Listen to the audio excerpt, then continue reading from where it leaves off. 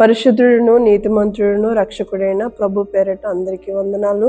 6 మాసంలో దేవుడు మనల్ని ఎంతగానో భద్రపరిచి తన సజీవ రెక్కల కింద మనల్ని ఎంతగానో కాపాడిన దేవాది దేవునికి హృదయపూర్వక వందనాలు తెలియచేస్తున్నాను.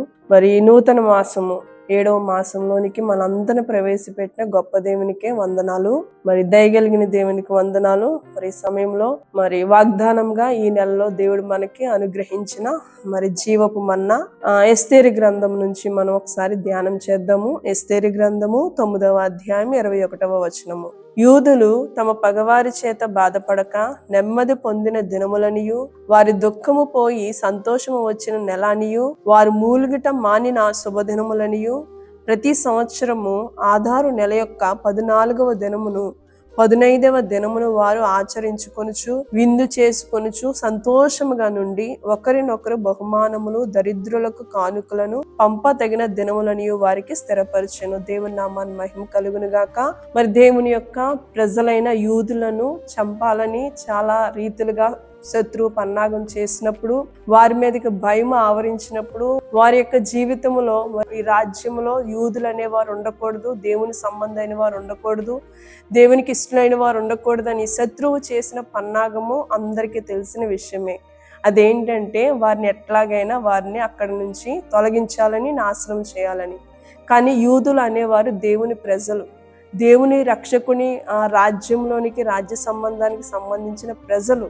వారి మీద పన్నాగము శత్రువు వేశాడు. కానీ శత్రువు పన్నాగం వేశాడు కానీ వారి శత్రువులను కూడా దేవుడు తన అద్భుతమైన వారి యొక్క పన్నాగాలన్నిటినీ కూడా దేవుడు మరి తిప్పి మరి వారి మీదకి నాశనం వచ్చేటట్టు మనం చూస్తూ ఉంటాము. మరి యూదులు అనేవారు దేవుని సంబంధులు, ఆత్మీయంగా దేవునికి దగ్గరగా జీవిస్తున్నవారు. అంతేకాకుండా వారు ఎవరి మీద ఆధారపడకుండా, మనుషుల మీద ఆధారపడకుండా వారు దేవుని మీదే ఆధారపడి వారి యొక్క జీవితాన్ని వారు సాగిస్తూ ఉన్నప్పుడు దేవుని యొక్క మహాకృపను బట్టి మరి దేవుడే వారిని రక్షించడం మనం చూస్తూ ఉంటాము.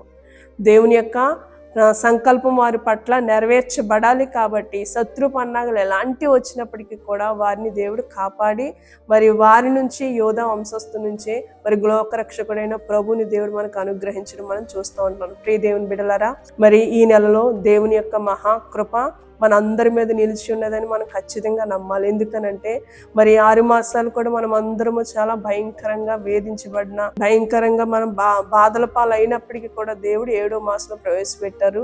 ఒక ఆత్మీయ సత్యాన్ని మనం అందరం గ్రహిద్దాము. ఏంటంటే దేవుని సంబంధులైన వారి మీద శత్రువు లేదా అపవాది ఎటువంటి పన్నాగం వేసినప్పటికీ కూడా ప్రభువు వారికి దేవుడు ఖచ్చితంగా కార్యము చేసి వారి యొక్క శత్రువుల ఎదుట నిలబెట్టే దేవుడే అన్నాడు. హల్లెలూయా.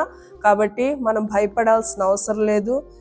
నేను దేవుని రాజ్య సంబంధులుగా ఉన్న బిడలమైతే, ఆత్మీయతలో జీవిస్తున్న బిడలమైతే ఖచ్చితంగా దేవుడు మన మీదకి శత్రు పన్నాగం, అపవాది పన్నాగం ఏది వేసినప్పటికీ కూడా దేవుడు వాటిని అలౌ చెయ్యడు. ఎందుకనంటే మరి దేవుని వాగ్దానం సెలవిస్తుంది కదా, వారికి పగవారి చేత వారు బాధపడినప్పుడు నెమ్మదిని కలిగి చేశాడు, అలాగే దుఃఖంతో ఉన్నప్పుడు సంతోషము కలుగు చేశాడు, అలాగే వారికి మూలుగు చేత వారు బాధపడుతున్నప్పుడు వారిని విడుదలిచ్చి శుభదినాలు దయచేశాడు దేవుడు. అలాంటి దినాలు మనకి ఈ నూతన మాసంలో దయచేయునుగాక.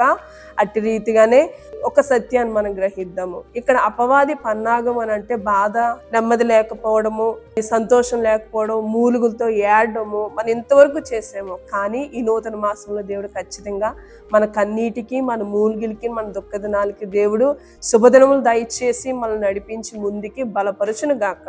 ఆమేన్.